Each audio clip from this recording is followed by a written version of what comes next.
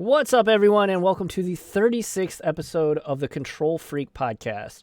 I am your host, Alex Blackard, or @LessAlex on Twitch and Twitter. Make sure to go check me out there. Today, I am extremely happy to have on Skura, or @IslandsInFront on Twitter. Skura, how you doing? Hello, everybody. Yeah, I'm fine. Excellent. Good to hear. We're going to be talking a lot about Pioneer, Blue-White Control. You are on fire right now with your enchantment-based version of Blue-White Control. Yeah, but that's true. As always, the podcast is sponsored by Team Solitary Pro and the awesome patrons over at patreon.com/lessalex. You can check out those links in the show notes below, of course. And if you dig the podcast, make sure to head on over to Apple Podcasts. Give me a 5-star review. It does go a very long way with helping out the podcast, all the analytics and all that stuff. But yeah, we're going to really be diving into a lot of user questions, some questions that I had for you, just basically generalized questions of how you got into the game and why you chose Blue-White. But are you ready to rock and roll? Absolutely. Let's do that. Awesome. Yeah, let's do this thing. So again, if you are watching this on YouTube, make sure to smash that like button and hit that subscribe button. But yeah, without further ado, let's get into it. So first thing off the rip, how did you get into Magic the Gathering? So I played... I've played a lot of card games in my life. I played Yu-Gi-Oh! A bit, Duel Masters, a lot of different stuff. But then one of my friends told me about this local small shop called White Tree in my hometown. And he talked about Magic, but I thought, Why but not? then he played it a bit more, and then he kind of lured me in. Yeah. Oh, that's how it I happens. walk into the shop, and they want to buy me a starter pack. Okay. Yeah, no problem. And they say, what are your gaming preferences? And I didn't really know. I described them roughly. And then they Sure. said, this will fit. And it was a blue-white Oh, wow. starter pack. Off the And I rip. thought- Right out of the gates. Yeah, and that was a Gate Crash Detain, blue-white Detain okay, yeah. deck. And yeah, this is when it all started. They lured more friends in, and then we kept playing. Excellent. My first mythic was Sphinx's Revelation. Ooh, that was a good one. It still is a good one. Yeah. Cool. So Gate Crash was kind of where you came in at? Yeah, so that was like 7 years ago. Yeah. So yeah, something like that. And that was obviously in Standard an excellent time for Blue-White Control. We were just dominating So back then. the thing here is that because I lived in a very small town, I didn't have really access to any tournament Magic, Okay. realistically. So we just played basically like casual, Sure. and then the shop closed, so we only Oh, played no. a group of friends of 3 or 4. So until I moved to Warsaw, the capital of Poland, I had to play for like 4 years, some kind of with proxies with friends or cockatrice or all these wow. stuff. Yeah. So you it was kinda- very difficult to kind of actually improve because Oh, I bet. there was no environment really. And if it's with a small group of friends, that's the only decks you're playing against, it's really hard to get Yeah. a true grasp on what you're supposed to be fighting against. Yeah, I mean, there was nothing. I mean, we didn't even have the concept of like meta games or Sure. It didn't exist. We just played the cards we had. Yeah. I mean, at that point, the metagame is literally what you and your few friends are playing. Yeah. That is the metagame. But we barely knew what removal is. Yeah, right? So What's like, what's Doomblade? Yeah. So we didn't have the argument of dice to removal because there was no removal. We just played the cards. Yeah. So Awesome. yeah, primitive Magic, but Awesome. that was nice. So, kind of on that same note, what is your favorite card of all time? That's a tough question. So I think I've got 2 answers. I don't know which one's better. First answer is Better Island, I think. That's what I would say. And as far as anything other goes, I would say a whole group of cards, and that's Permission. Okay, Like so counter spells. magic. Yeah. Okay. That's what I think I'm mostly known for. And when I play pre-release, the Theros pre-release, my friends also were like, Obviously, you've got counter spells in there. Yeah, I do. Yes, I absolutely do. Right? I just like this type of You like cards. saying no. There's nothing wrong with that. I think the listeners will definitely agree with that. Yeah. So other than that, it used to be Restoration Angel, I have to admit. Okay. Yeah, I mean, because card's great. before I began my, let's say, Warsaw career, I'd played like some tournaments with blue-white with Restoration Angel, and I won some games. So Sure. yeah, Resto was really nice. But now, Better Island, I think, will be difficult to dethrone. Restoration, my Snapcaster Mage was like very good play back in the day. Yeah. Cool. So, I mean, you already kind of said this, but what initially, other than buying that very first starter pack, what drew you to playing Blue-White Control? That's a very good question. So actually, when I first began and I played the starter pack, I actually played a lot of different decks because I also played like some kind of mono white soldiers deck, Boros Burnish thing, because there was these event decks, and so my friend and I just bought a few of them just to play something different.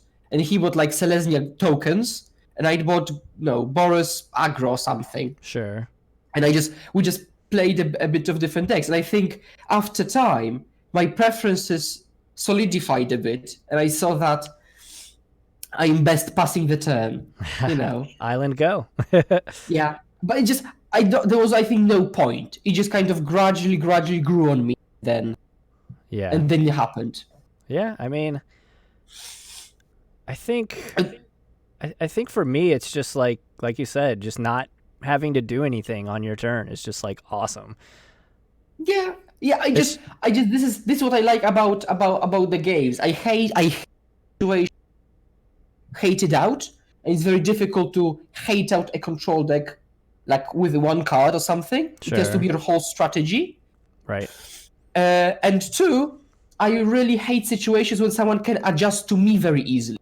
Right? Okay. And when I'm playing an aggro deck and they say, play a 5/5, gain 5 life, shrug, I guess I'm dead. Yeah. Right? Can't come back with from control that, decks, I mean, the threats exist, but the dynamic is completely different. I really like being on this other side of the table who says, okay, I want to figure out how to warp this game so that I win. Right.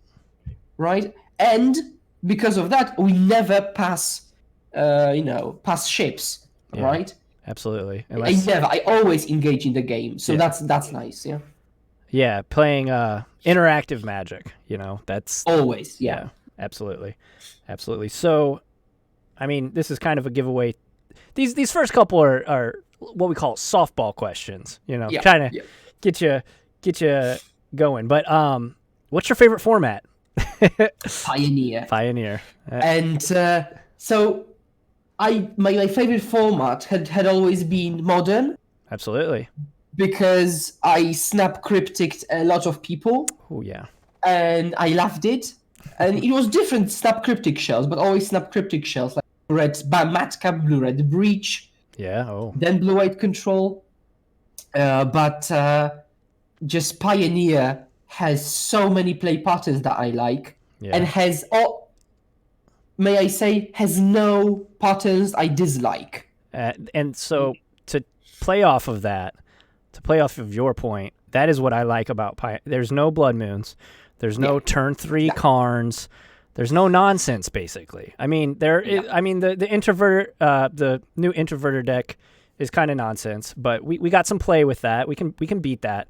And it's still a turn 6 combo. Yeah. So it's not like turn 3, blow up your land, good game. That's it's my dream. If I am to lose to combo and it's turn 6, sign me up. Yeah, thumbs up. Like, really. You found a pocket of this game where I didn't have a counterspell. You deserve the win, basically. Yeah, I'm right. I'm right. So I really like Pioneer for exactly these reasons. There are no these cards you mentioned. Nobody just kills me turn 1 randomly. Oh no, nobody you cannot physically have the draw to kill me turn 3. Yeah. Right? So I don't even have to think that could happen. It just cannot. while we have these Absolutely. Grishol brands decks or prison decks, and they Yep. just randomly have turn 1 Blood Moon, Yep. and your 2-color deck is dead. Which is Right. crazy. Which is crazy. Right, so Yeah. it's about this lack of bad patterns, I'd say. Yeah, no, I'm right there with you. I definitely is in the same camp. I was a huge fan of Modern for the longest time. It's all I played. I didn't focus on Legacy or Standard. And then as soon as Pioneer came out, me and Francesco actually were like, okay, what do we got to do with this? What do we want to do with this? And I haven't looked back since. So yeah, definitely absolutely. agree. Like, if you ask me any questions about Modern, I mean, to be honest, I've got vast, like, blue-eyed knowledge about Modern, and Modern doesn't change that much. Sure. So if I were to come back, I'd probably very easily get by in this environment. So whenever someone asks me, oh, why don't you play Modern? You'd still win a bit. Oh, I would, but it's not about that. It's not about winning. Absolutely the fun. not. It's about the how much you enjoy it. Yeah, that's exactly. I mean, that's why everyone starts playing Magic in the first place. That's something that I've asked several people. I don't know if I've ever actually on the podcast, actually.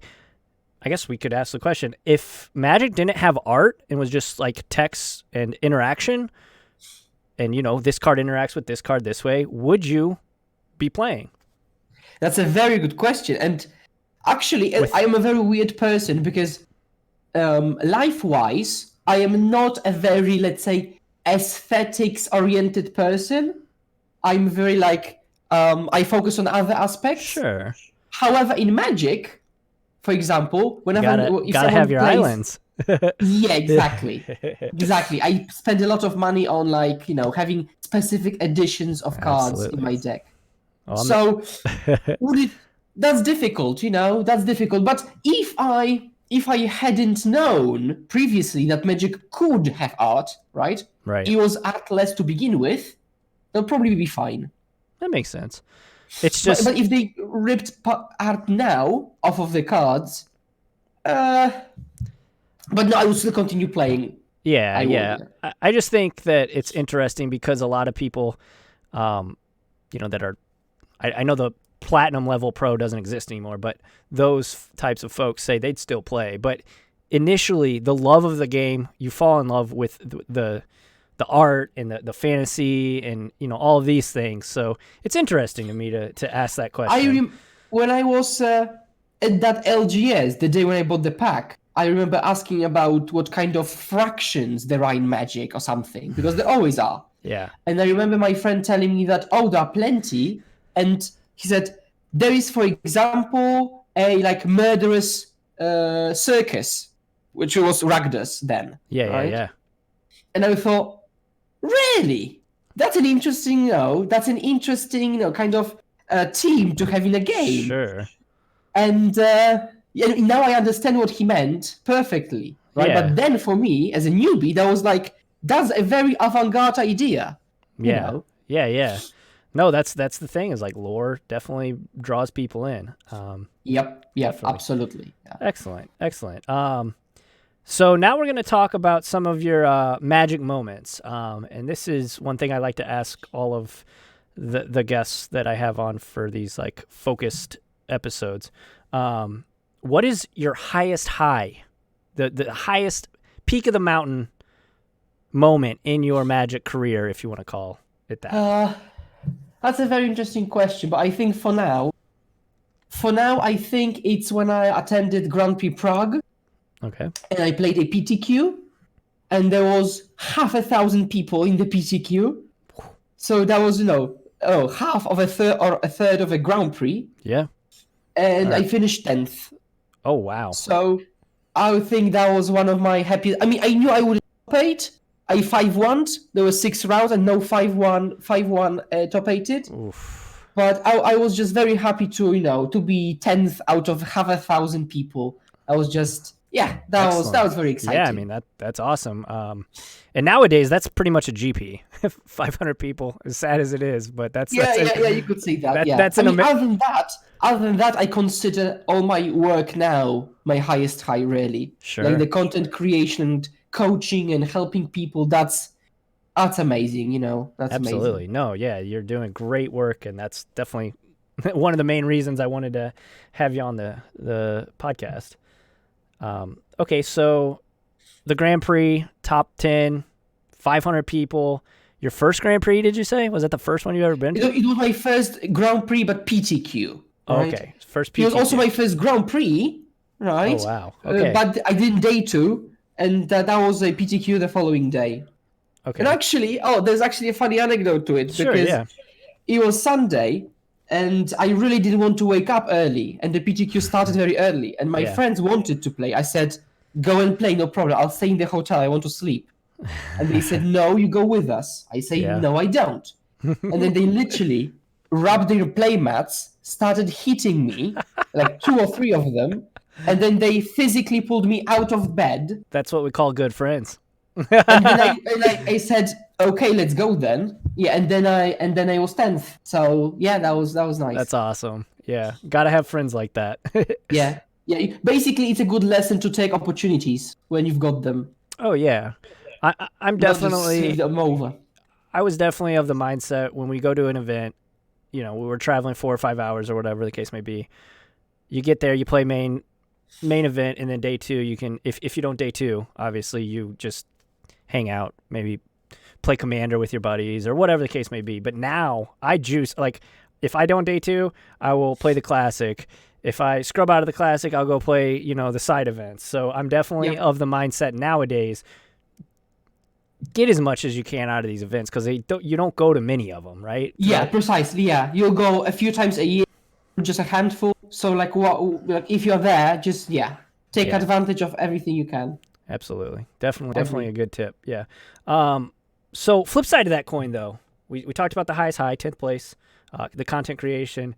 What's your lowest low? What is the most like crushing? Maybe it's a defeat. Maybe it's you missed a line or you punted in some way. If you want to talk to that. Yeah. So there is. So except for any other like lows which happen from time to time, because even if I seem, and actually no, I am super engaged in Magic and I love the game, and month to month I look at myself being even more engaged than I was a month ago, which seems ridiculous because Magic is my life, and it's just more and more of it. I still have moments where I think, maybe not. Or maybe that's too much variance for my preference or something. But it lasts probably a day or 2 most often. And mostly happens when I, for example, won for a league or something. Oh, but my lowest low, I think, was that GP I was talking about. After 6 rounds, I was 5-1 in the main event. I was super stoked. That was my first GP. Yeah, definitely. Modern GP. I was 5-1 with Blue-Red Breach. And 5-1, I had one of the best scores out of my Warsaw friends. Who by the way, I really want to shout out. Hello, Modern Revolution, my best friends from Warsaw, who always say that my decks are so-called sranie sobie do ryja, but I am really doing well with them. So hello again. But coming back, these friends. What does that translate to, if you don't mind me asking? Suboptimal. That blue-white control is suboptimal, let's say. Let's say that, yeah. And so I was 5-1, so I had 2 win-ins, right? Yeah. So I thought, there's no way I don't day 2, right? Yeah. Okay, so then I play round 7, and I start the game, and my opponent plays Urza's Tower, go. Uh-oh. This was before Force Negation, I take it. Yeah, absolutely, yeah. Okay, so this is bad matchup days. He turned out to be playing blue Tron, actually. Blue Tron. Oh. And the games were actually very exciting, but I lost, so it was kind of sad. And then the last round, I played against Espe Control. And so the fact that I didn't day 2 out of 5-1 isn't that bad. But the fact is that I missed a play, which every spectator saw, and my opponent saw. Just I didn't. Yeah. Because I had an Emrakul in hand. Okay. Threw the bridge in the graveyard. Okay. And Snapcaster in hand. So I can just go snap, breach, kill you. Right. What I did is Snapcaster resolves target Serum Visions. Oh, no. Why? Don't know. I don't know why. Yeah, It happens. It does happen. So that specific moment was what what I think is the lowest low, because it missed me day 2, and it kind of showed me that, sometimes you miss the smallest detail for whatever reason, and you're done. Yeah. And that was a good lesson, I think. It's a good lesson, and it's also just like it makes you think that, like, especially with the decks because I've played that deck, that blue-red bleach deck as well, and especially with control, you really, and this is, I'm speaking to the listeners here, you really do have to play as perfect as you possibly can, because it can all, especially with interactions with Snapcaster Mage and Modern, take a second, think. It's something a lot of players think, then play, and then think about the play. You should think, stop, think, and then make the play. That way you don't have to double think about it after the play. Yeah. But I think that the problem here was, I think, like, my kind of automatic, like, muscle memory kicked. Yeah.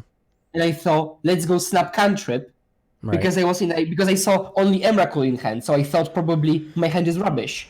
Let's fix it. Yep. Right? And that's why I missed the breach play. Yeah. But now it's all speculation at this point. So that would be my lowest low, probably. Yeah, that's rough, especially to miss day 2 is. But on the flip side, because I missed day 2, I went 10th in the PTQ the following day. So So lowest low followed by the highest high. So you redeemed yourself. Yeah. Cool. Very cool. I always like hearing about these moments, because it really gives you a peek at where you have been and where you are heading as a Magic player. So, I mean, who knows? Maybe because I'll be leaving for Brussels today to play in the Grand Prix. Who knows? That might be my next highest high on my next lowest low. We might have to have you back next week. Cool. So when you first started playing and really starting to grasp the game, and really started learning interaction, especially with Blue Eye Control, do you remember any light bulb moments where you really switched it into the quote unquote next level? That's a tough one, because when I look at myself, and it's not only about Magic, but also about Magic. When I look at myself from a year, I think, I was rubbish. Now I'm much better. I was rubbish. And I think about it every time. And probably next year I will think that today I'm rubbish and play bad. But I think the biggest moment of change was when I read the comprehensive rules of Magic. Okay. I actually decided to know what's a trigger and how it works exactly, right? What's a mana ability? And all of these details. Sure. I think this may have been one of the biggest moments, I think. But also when I came to Warsaw, I think getting into the tournament scene, even if it's just FNM scene, and kind of living in the community and differentiating between what's a regular FNM play and what's a competitive play, right? When should I really care about the rules and be strict about them? Sure. And when I should be a bit yeah, sure, that's just a game. Right. So somebody forgets to activate their planeswalker, maybe they pass turn. Oh wait, I meant to activate. Sure, we're at FNM. Yeah, exactly. Yeah. So I would say the rules as far as my Magic technical play goes, and this first LGS as in the community aspect and understanding how it works. Yeah. No, I that is a good takeaway, I think, and. Yeah, very, very nicely said. You definitely have to, don't grill, little Johnny at FNM, and he's here with his starter deck on missing, let him activate the planeswalker, Yeah. Also depends who you play against, because if I know I'm a bit like Spike and I play against my friend who's also a Spike and we both know it. Yeah. Then. Then it's a different story. Yeah. Absolutely. 100%. Yeah, but again, not in a bad way, kind of this friendly banter thing, you missed the trigger. You missed the trigger. And our pride will say, I did, let's continue, Yeah, I once had, so it was FNM scenario, I had a Narset out, and they cracked on their turn. They cracked one of their horizon Canopies. lands. Yeah. Yeah, and I was like, oh, I stopped him. I was like, hang on, can't draw. And he kind of thought about it. I thought he was going to argue with me, but he was one of the more competitive players at the shop, and he was like, you know what, you're right. Let's continue. I'm like, okay, cool. Yeah, and to be fair, I think it's like, for example, if I'm on whichever side of the table I'm in, basically my approach is that I never like arguing about such stuff, even if it happens to me, because that's just kind of a part of the game, you know. Like if I Yeah. miss the trigger, and it can be actually disputable if I missed it. It's like, oh, let's just continue, right? I missed it. Let's just go on. Right. Yeah. Yeah. It's especially if it's at an LGS and you're playing with people that you are around constantly. It's not worth losing a friend over, you know. Yeah. Okay. So basically, what I'm saying is that I'd rather just myself say, "Oh, I missed it," and just continue rather than argue, Right. rather than spend the next 5-ish minutes discussing if I actually missed that live trigger, right? Which ultimately really doesn't matter much, right? In the the FNM, you know, grand scheme of things. You're gonna miss out on your 3 Planeswalker points. Watch out. Okay, so next question, and this is kind of a big question. How did you become a master of control? Was it just sheer practice, or what? Or did you look at guides? Did you read articles? Did you get any coaching yourself? Like, how did that come to be? Tough. Oh, let me tell you, that was very tough. Because as we have already established, I began in a small town. Yeah. So there was nobody I could learn from. Sure. And that's huge. Like now I can see it. If there is nobody who can point out mistakes to you, it will take you a long time. Yeah. It really will. And I have my friend, so shout out to him, Matthew. He's my best friend, and we began at roughly the same time. Sure. And he had always been ahead of me, a few steps ahead. Like when he told me about what a trigger is, I ridiculed him and said, "Oh, how useful is that really?" You know? And then he knew about priority before me. And I said, "Oh yeah, how useful is that really?" You know? And I kept kind of ridiculing him for having this kind of, I know all knowledge. Yeah. Right? Which is probably useless. But then there was this point when he kind of slowed down and Yeah. my knowledge skyrocketed. And now I've told him that plenty of times. I'm sorry for not kind of appreciating him as a role model in that regard. And practice. Oh boy, like so much practice. Like if you play Control in Pauper, in Modern, in Pioneer, in Legacy occasionally, in Cube, all the time for half a decade, you have to get good at it, at some point you have to.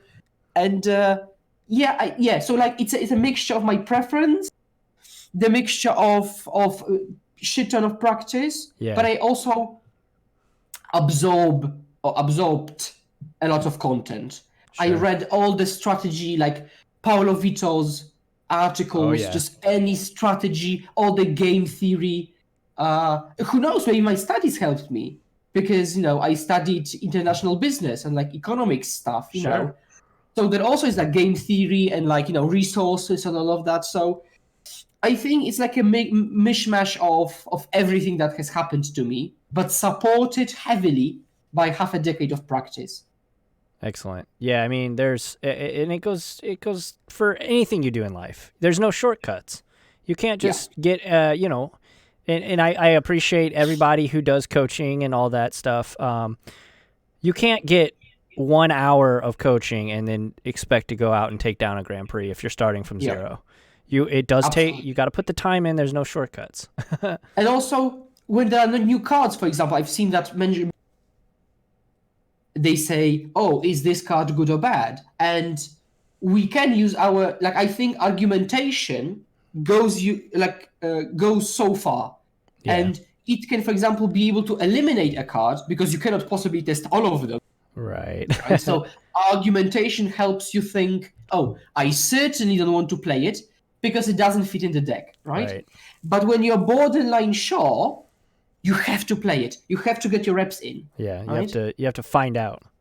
Yeah, and also people ask me, how do I feel about card X after a league? I don't know. It's just a league. Yeah. I have to really put some practice in and see. Extremely small sample size. Right? I would like to be able to tell the future or just tell you if it's good or bad. Right. But very often I just can't. You just have to put your work in. And you'd be a millionaire if you did that. You're just like, yeah, exactly. If you're like, yeah, Oko's going to be the next best Planeswalker literally ever, you'd have bought 500 of them and sold them at their peak, and So hard work is crucial in Magic. Like no substitute. Absolutely. Magic so I was just going to say Magic and life. There's no substitute. Yeah. And I think the point you made about coaching is, I think the point there is that it is a shortcut, as in you get transferred somebody's crap loads of hard work to you immediately, right? Yeah. So proportionately, you don't have to put that much work in because everybody, you get told all these conclusions from the hard work, right? Yeah. I mean, by all means, coaching is great. Don't get me wrong, but I'm just saying, streaming, coaching, anything like that, any place where you can directly ask someone, "Hey, why did you make this play?" That is very important, but it will not ever fully replace you doing the reps and putting in the time. Oh, absolutely. In a matchup, if you want to go out and learn, chonky red versus blue-white control, you can watch 1,000 videos. At some point, you're going to have to, jump in the deep end and do it yourself. Yeah. Yeah. Sometimes I've got these moments where I think, how can people play around cards in Magic? There are so many permutations that, when I'm playing the game, I find it relative to navigate the game. Yeah. When I'm thinking about it, from some kind of distance, I'm thinking, that's so difficult. Yeah. Conceptually, it's unimaginable, So, yeah. Yeah.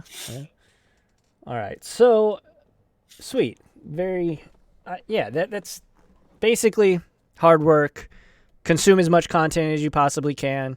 And if need be, find a coach. Yeah, no, I like that. I like that answer a lot.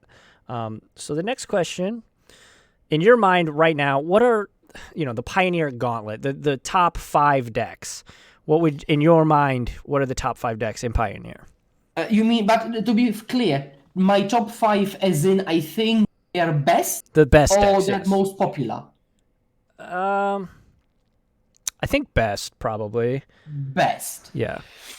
People, the decks that people should be playing as opposed to are playing. Okay. Blue-white Skura Thirst Control. That's one. Okay? That's one. You can find everything you need about Twitter. Yeah. YouTube all and the Twitter. Content's there. Excellent. That's and all those links will be in the show notes. And Sweet. So, don't worry about that. So that's one. Okay. I think Nif Mizzet, even though I personally dislike the mana and inconsistency, I think it has got a lot going for it. And it's kind of difficult to play around it because you cannot expect what's there. I mean, people have settled on a build, but I think they've settled on it just because they are kind of lazy to innovate, I think. Because in a 5-color deck, in such a format like this, you can do anything with it. There's so many opportunities and possibilities that settling on a 75 has to be laziness. Are you saying that the Magic community has a hive mind problem? No way. Not the Magic community. Not competitive Magic. Yeah, I remember, if you see a deck list anywhere posted, people will jump on it, copy paste it, and say, "This is that's established now." Yeah. Yep. And they never know what was the thought behind it. If that was the player's preference, if that was the one thought, let's test it. Yeah. Right? And you don't know their conclusion because, you might win, but think, my 73 cards carried me. These 2 are actually rubbish, Oh, yeah. But coming back, so I think, blue-white Skura Thirst Control, 5 color Niv Mizzet, mono red Prowess. Okay. And I'm saying Prowess because this deck is able to go below or go under ramp, go under blue-white control, Yeah. whereas or go under Niv. Whereas Chonky doesn't. Yeah. And that's could a not. big change.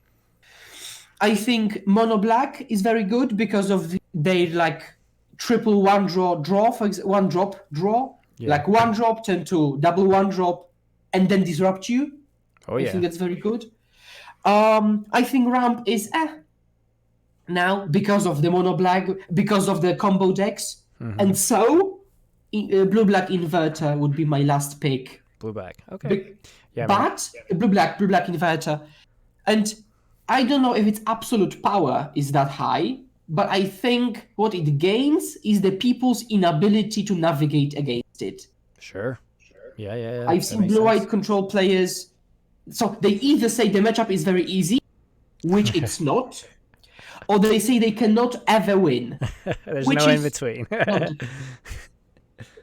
So they kind of, I think they're like half guessing or Yeah. something. Well, Which is that, also another like thing that blue-eyed players do all the time. maybe they they just say- played against it twice and be like, yeah, this matchup's unwinnable. Yeah. Yeah. Or the flip side, Yeah. I've played against it twice. I just easiest match ever. Yep. You know. Because So- they never drew their inverter Yeah. or whatever. Yeah. Or whatever the reason might be. Sure. Yeah. So but still the last pick would be inverter. Yeah, no, I think that's a good list. I would include the Spirits deck in there as well. That deck I think Sure. is very Yeah, good. yeah. Specifically against blue white, they do a lot of things to disrupt us. They play on our turn, which is extremely frustrating. So yeah, I definitely think that you're pretty spot on with that. I almost took that to the top X decks from Goldfish, but I mean there are that kind of for a reason. Yeah. But yeah, I think you also mentioned a good point. Yeah, spirits are really good. And again, I really like them because they are a disruptive aggro deck. Yeah. So it's not like a mindless, attack. They've got a lot of interaction. Absolutely. All right, so yeah, we got the gauntlet kind of figured out. I definitely agree with most of the decks that you have mentioned. So for you, when playing a game with blue-white control, how do you prioritize what to counter / resolve or kill / allow to live? How do you prioritize the threat level of certain spells and creatures? That's a tough one. You could write a book about it, probably. I think they actually have been many articles. So I think there is a very good rule of thumb, which is if it doesn't kill you, it's fine. Yep. But then we get into these kind of definitions of what does it mean it doesn't kill you? Right. It will, but into turns. So basically, what I always do is like I look at my hand, or maybe to be more general, my resources. Sure. And that's also crucial because we remember that we play games not only on the card front, but also on the tempo. And that's very often where the games are decided, actually. Because how often do you lose a game with a few cards in hand? Probably quite often. Yeah. Because it's not always getting outgrinded or outground, but rather out-tempoed. So I look at my resources, so tempo, cards, what types of cards I've got, and then I have to kind of balance it Yeah. and use my life total as well as a resource.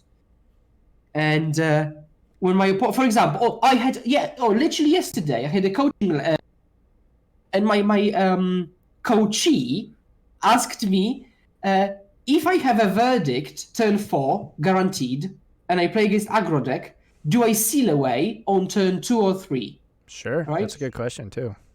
And because he said exactly that, how to pace that. Sure. And I told him, you have to change your perspective and don't look at a seal away as wasted removal. Look at seal away as pay 2 mana gain 5 life, for example, because you fog this attack from this creature this turn and the following turn, for example. Or no, gain 6 or whatever the number may be. Yeah. Would you like to have access to this type of card in this matchup? And a lot of people would say against mono red, I would love to have two mana gain 7. Absolutely. If that's the case, slam this seal away and don't think about that too much, because people get like kind of tunnel visioned on card advantage in matchups where they shouldn't. Sure. Right? And I think that's very important. Like, it doesn't matter how many cards you've got when you're winning, right? It doesn't matter how many cards you had when you lost, right? Right. You have to determine what axis the game is playing on, right? Is it tempo? Is it card advantage? Maybe it's something else, right? Sure.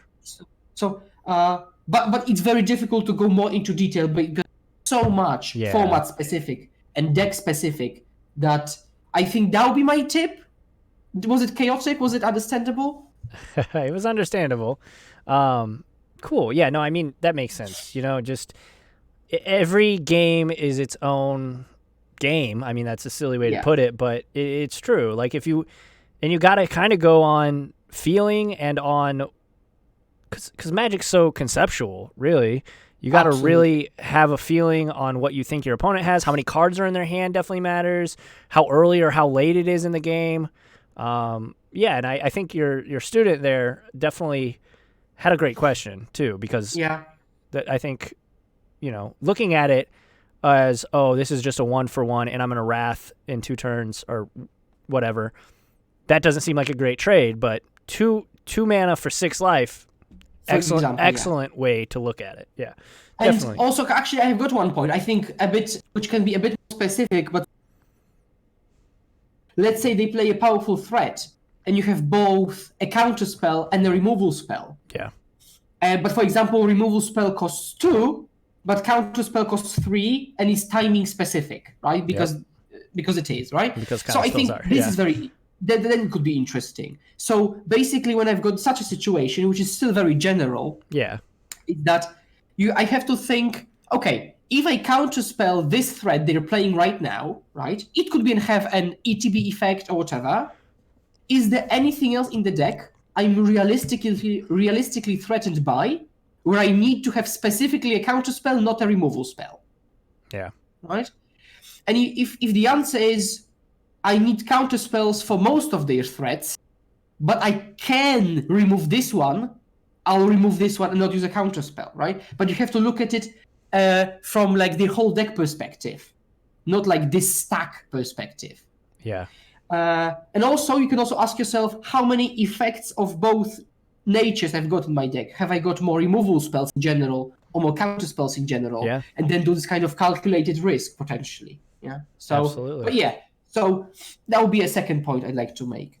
Excellent. Yeah, no, I think that's about as in-depth as you can get without actually sitting down and analyzing an actual board state.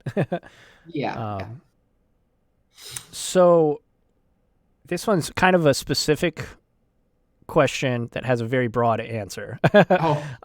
What, in your mind, are the top 3 things any control player should know about a given format? That's a tough one. Yeah. That's a tough one. But I thought about it a bit, and I think the first answer would be the metagame. And it doesn't have to be necessarily as far as deck building, because to be fair, you'll just copy-paste somebody's deck, and that's fine. Sure. Because to be fair, somebody else's deck, and somebody who has put hours into it, will probably be better than your blue-white with some kind of sweet cards you like. Right?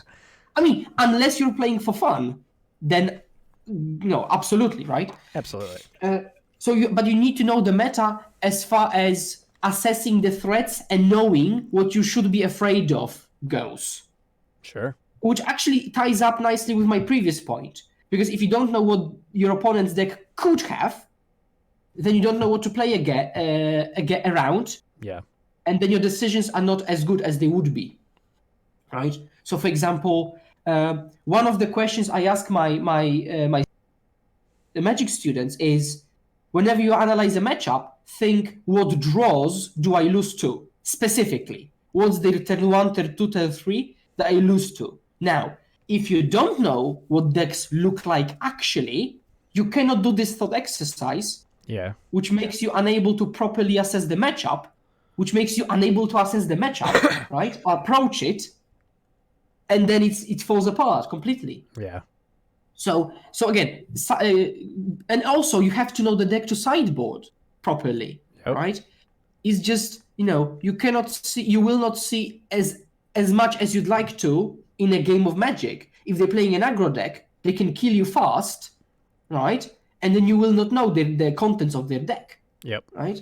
So you have to be very informed about the metagame in this regard. Okay, Absolutely. What they're playing and why. My second point, and I think that's the point, and actually it's probably the point about playing control in Magic. Yes. And I cannot stress this enough. Game plan and strategy. Plan and strategy. When you sit down to a game of Magic and you know you're playing against mono black, you have to immediately have the whole strategy of how I approach this. What hands I keep, how I sideboard, what threats I'm afraid of, what are my best cards, everything. Yep. Right from the very beginning. When they play their swamp, this is the moment when you have to know this is how I'm going to play the game out. That's super crucial. Absolutely. Because if you misapproach the matchup, you are very likely to lose because you will miss. So that's why sideboard guides are rubbish when you just look at the numbers in and out. You have to know the reasoning. Yeah. That's why I created my sideboard guide for Blue White and Pioneer with 11 pages of comments. Yeah, not just because you X in, X out. You have to know how the games actually play out, but not on paper, not in your head. They actually play out. Yeah. Right? From both sides, play draw, pre-post board, that's a lot. But I think you just have to be prepared in that regard, And once you have that covered, you don't really need my third point here, what you should know. But if you really want a third point, so that will be kind of the same thing, but not really. So asking yourself a question, what do I die to? Sure. And kind of having that always in mind. It's we as control, we're not looking to end the game. We're trying to extend it as long as possible, basically. Yeah. So how do I die?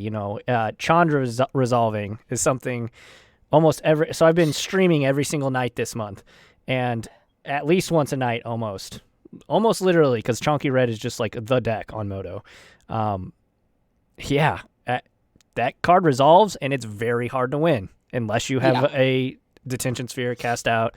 Teferi, 5, things like that. You have to, exactly for that reason, you as a control player have to know that I have to navigate a game against aggressive deck, but turn 4 is the key turn when they could play this game-ending threat. Yep. And you then have to, from the very beginning, sculpt the game to be prepared for that turn 4. Absolutely. Right? And so that's why you have to have this knowledge and the game, and not on the fly. Yep, 100%. Be prepared. Yeah, no, that's something that I've been preaching since literally episode 1. If as a control player, aspiring control player, whatever, you have to put in the work beforehand and really learn the ins and outs of every matchup. Yeah. Which actually, to be fair, just practicing might not give you that knowledge, because you have to try to draw conclusions from each game rather than just play it, finish, next one. Yep. Yeah. Okay, so moving on. This is just one question. What's one mistake you see new control players make? The biggest mistake you see new control players make?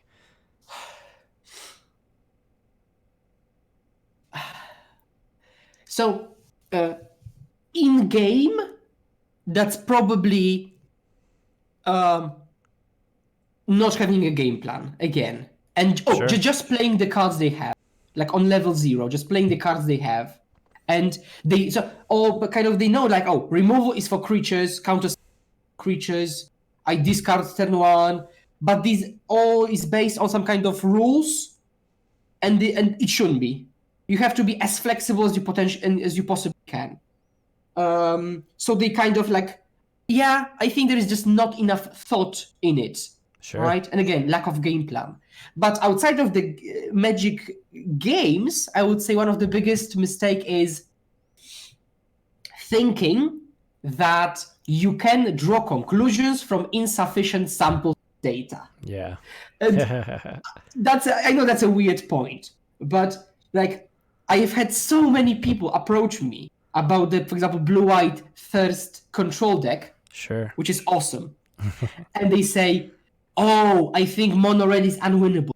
I think, okay, so my immediate reaction is, as always, why do you think that's the case? Right? I'm not judging yet, just give me your reason, right? They say, oh, they have a fast start, something. Sure. How many matches have you played? 1? 3? Yeah. Anything less than like 5. I had a person literally dismiss Omen of the Sea because it was clunky, and again they played 1 match. And how am I supposed to help you now, right? You have already drawn your, and your brain will be biased from this point on. Yeah, so that's wild.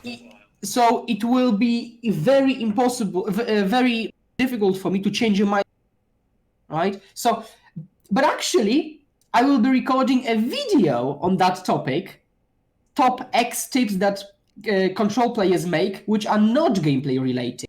So awesome. Stay tuned for that. Yeah, and we'll definitely have your YouTube info in the show notes for everybody to go check that out. All right, so next question. What's the biggest key to really mastering control in any format, but specifically Pioneer? So obviously, so you have to remember everything I've said already. Yeah. Right? The game plan and stuff. And so you have to know that, right? All the work. But I think what's also important is kind of try to get better at any and all the aspects you can. As in, not only should you be able, for example, some people say, oh, I'm excellent at control because I can bluff that I've got a removal spell. Yeah, sure, that's great, yeah, perfectly fine. But you have to mix everything in. You have to be good at kind of confident phase that you do have in, so they shouldn't play into it. But you also have to have a game plan. You have to have metagame info, right? You have to have rules knowledge, so you yourself don't get caught into that. So basically, the question is maybe what's the difference between Control Master than Magic Master, maybe. And I think you have to be born with it a bit, Sure. But I don't mean like talent or something. I mean preference, just simply preference. You have to like it. Yeah. It has to be like it has to be your spirit and animal control. So Yes. it's okay. So to be clear, I'm not talking about some kind of predispositions, which probably also play a role, but it's about just preference. You will not be a control master if you don't actually like passing the turn. Yeah. And that's why a lot of people tell me, I would like to finish the games faster. And my response is, play a different deck then. Play a different deck. Yeah. And however harsh it may sound, like if you change the deck to play faster games, then it's kind of a suboptimal version of the previous one, right? So just don't play blue-white control, play blue-white midrange or blue-white flash or blue-red flash or what, but don't play blue-white control if you dislike the long games. Yeah, play blue-white spirits. That deck's great. Perfect example. So basically, I would say everything that and you have to love it. Yeah, absolutely. No, I like that as an answer too. That is, I've asked several people, several folks on this podcast that, and I always get a different answer, and that is one of the best answers I've gotten. Cool. So moving on, So when you're constructing a deck, and a lot of these were listener questions, but this one was one that really stuck out to me as a good question. When you're constructing your deck, your 75 cards, there's a couple flex cards in the 60 main specifically. How do you choose those flex cards? So I never thought I'm a deck builder that much, or brewer. I always thought of myself as deck tuner. Sure. So I had some kind of a good shell, and then I tuned it to my preference and to the meta game. However, with the inception of blue-white Skura thirst control, I found this kind of, small brewing particle in me. And I think, but again, so kind of going off of this example, once I have some kind of established core of the deck, I think what kind of functions and effects I need. When I look at a deck, when sideboarding, when mulliganing, I don't look at the card, I look at the function behind the card. So for example, Sabotage is counterspell, card selection, right? But and I also prioritize the functions, right? So it's counterspell with card selection. Yeah. And I categorize everything. Now then, I've got these flex spots, be it 3. Sure. And I think what kind of effects I need when I'm looking at how the games play out, right? So the first time round, I have to just choose something and then play the games to be able to then draw conclusions what effects I need, obviously. Yeah. I will not know off the bat what effects I need. But for example, right now in blue-white Skura thirst control, I, for example, know I really would like some life gain effect. But not life gain. I need life gain stapled onto interaction, which is unconditional, preferably immediate, and main deckable. Okay? That's a lot. These are a lot of requirements. That's why I haven't found the card yet. I'm trying out a few things, but this is the point. So I'm not looking at cards specifically for now. I'm looking at the functions, and I need these functions there, right? So that kind of would be my answer. So you need a 5th mass removal spell. You think you need a 5th removal spell? Okay, then narrow it down, looking at mass removal spells, right? Look at the effects. Yeah. Was that clear? Was that the answer actually? Yeah, I mean, I think it's a complicated question to ask because it really kind of goes back to the whole you got to kind of throw something at the wall and see if it sticks. If it doesn't, switch it, change it up. Yeah, the problem with that is that you'd have to put a lot, but that's exactly the point. Yeah. But also that's the point of people like me who put a lot of work for you, right? Yeah. That's why I play X leagues a week with blue-white Skura thirst control for you to just be able to kind of copy paste, but also ask me, right? Yeah. And then you've got the whole package, right? Absolutely. Because if you create your own deck, which is fine if you like, favorite blue, black, red control, you will have to put a lot of games in to actually draw conclusions, right? To have a sufficient sample size. Absolutely. Right? And to know what effects you lack. Yeah. No, yeah, it's again, all contextual, but basically test it out. It kind of goes back to the whole thing. You can't really pay for experience. Yeah. So cool. What's a good resource for new control players to really hone their abilities? What do you suggest? Somebody's first starting to get into control. They don't have any experience, so they don't have any of the prior stuff that we were talking about. What is the first thing you would direct them towards? So the first thing I would say is play some kind of low-stakes, relaxed games of Magic to know what your cards do. Okay? Simple step, right? Know what your cards do, what the effects say. Play against the same deck a few times to know what they okay, and kind of learn both of them. So play against your friend, for example. Yeah. Then you can ask your friend, can you not change your deck, or can we just have this playtest deck? Can I now change my cards in my deck so I can adjust to your game bit, right? Yeah.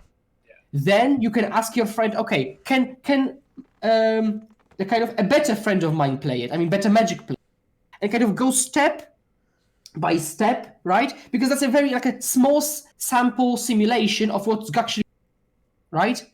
Here we've got the same deck. In meta, we've got like 10, right? And kind of do this kind of small simulations if you play on your own. Let's again, if you don't have such a friend who'd like to play this with you like that, I think I'd watch, but I wouldn't watch paper coverage. I would watch streams probably, but you have to know the deck that the streamer is playing inside out. And I would suggest that you ask the streamer what deck they're playing against. You Google it, right? Or on YouTube, for example. Sure. You Google the deck. You know what it actually does, so you can actually take something away from the games, rather than just mindlessly see the watching cards being played. Yeah. Right. So that's another step. So we've got playing with your friends, not randomly. We've got streaming and YouTube. The third point, obviously, is private coaching.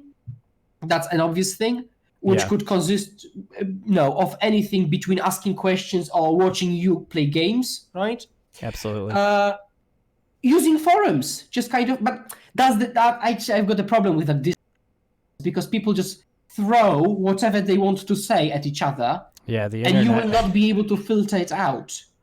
Yeah, because you don't really know. You don't really know if the person, exactly. If somebody's like, oh, I got a hot deck list, and then like, all right, well, let me see the receipts. Like, let me see something. I need something tangible. I can't just trust you. You're, so yeah. And there is another example. I think it's a classic example of Sense Pioneer. I say, I don't want to play it. A lot of people say, I do want to play it.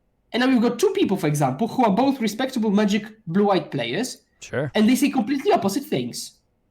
And what are you supposed to do? Right? Yep. That's confusing. That's super confusing. So that's why forums are... I have encountered situations when somebody on a Discord told me that they appreciate my content, but I'm very difficult to talk to because I'm very negative to all the suggestions people throw at me. And it's like, I get your point, but I'm negative because these are random suggestions without good reasoning or samples. Sure. Right? Yeah. So that's why I'm not negative for the sake of being negative. So that's why I don't like. So I think forums. Actually, it's actually a tip. Don't use forums. There we go. That's actually a good tip. Yeah. So yeah, forums, coaching, Twitch, and YouTube, and playing with your friend in a controlled environment. Yeah, I definitely think like Discords are good for making connections. Absolutely, and like if you find somebody that you end up trusting, that's a great thing. But yeah, just seeing somebody throw their random deck, hey, this thing's great, play it at your next GP or whatever the case may be, probably not the way you want to go. Yeah. Cool. So, all right, Skura, we've reached the very last question, and it's probably the most important question of the entire podcast. I'm ready. This is something that a hot button issue, especially with the blue-white community on Twitter. Is Dream Trawler better than Ojutai? You got to answer it. I'm putting you on the hot seat. So to every Ojutai fan there, and we both know we are thinking about one specific. Yeah. How do I put it mildly? So Trawler is better. Okay, that was mild. That was mild, but why? If we just no comparison really. I really believe that. So Dream Trawler is unkillable, right? Gains you life. Always unkillable. Yeah, draws you cards, right? It's like it grows. which Yeah. is not irrelevant. I have had games where I attack with Trawler and then mid-combat cast Thirst for Meaning, right? Yeah.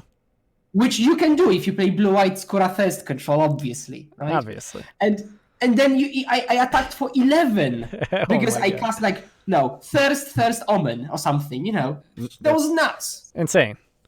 And so I think is that the ceiling of Trawler is way higher, and the floor is also higher. That's because with Ojuta you say go to attacks because blocking with it is the worst feeling ever probably. Yeah. So go to attacks, attack. Now, fingers crossed, they don't have a Fry, they don't have a Seal Away, because maybe you play main deck, because you wouldn't play Ojutai sideboard.